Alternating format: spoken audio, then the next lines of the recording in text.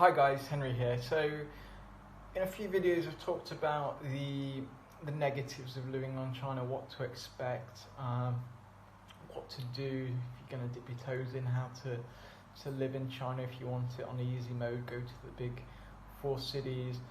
But I want to take a bit of a different turn and put some positivity on it, because I think there is a lot of positives with living in China. There's definitely a lot of challenges, and I found it a bit of a love-hate relationship. Some days you could be in love with how good the place is, and today I just want to focus on these factors. So what are the things that I find positive about China? The first major one is, of course, WeChat. I'm sure you've heard of it, or if you're looking to move to China, you've come across it.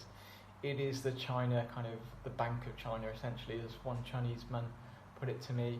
It just makes everything so convenient. Paying, you want to split a bill at a restaurant, you can just send money to your friend. Everything was done on WeChat. I didn't use a wallet, I didn't have cash on me any of the time. It was just scan.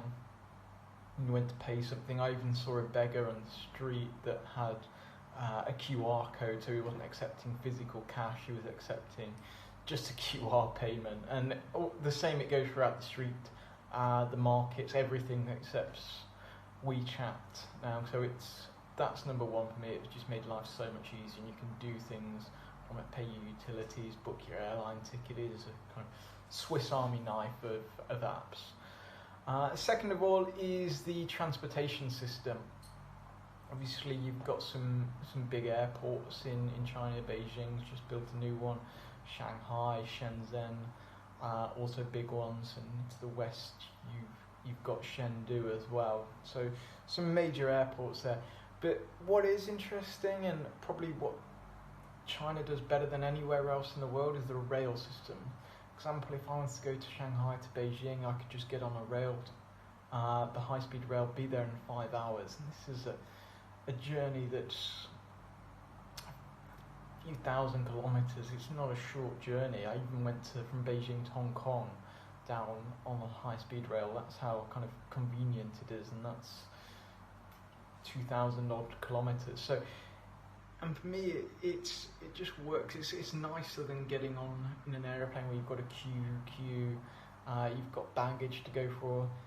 If you want to get places in China, you can do it on the high-speed train. It's quick, it's efficient, it's very affordable as well. And I think it's got the best in the world, so that's definitely a plus. As well as that, it's got the bike sharing system. Now, these are a bit of a problem where you've got the too much in places like Beijing, and they just stack out because everyone's competing and they're just mass-producing bikes. But if you look at it, I think I paid around, I think it was 10 kwai a month or something, and I had unlimited bike rides on Mobike.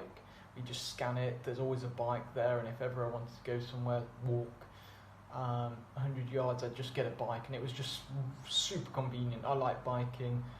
They have a lot of bike lanes specifically made, so it's safe to bike there. It is in the major cities, this is. So it's great for that. So you have the WeChat, the transportation system. Also, it's got a lot of rich culture. This may not be for everyone, but the culture, the food, it's very different food. People just think of kind of Chinese food, they think the kind of Cantonese food that they get in Western Chinese restaurants. Completely false. It has so much range of food, from kind of Sichuan food to the north food to the south food, the Guangdong province to Yunnan food. It's completely verified, and it's some of the best in the world you can get. Obviously, you can get stomach problems as well with the health problems, but that for me is some of the benefits, as well as the economical benefit you can have. You can kind of recreate yourself there, make something out of yourself in China. So there's the quick positives for me on China. I hope you enjoyed that. Thanks, guys.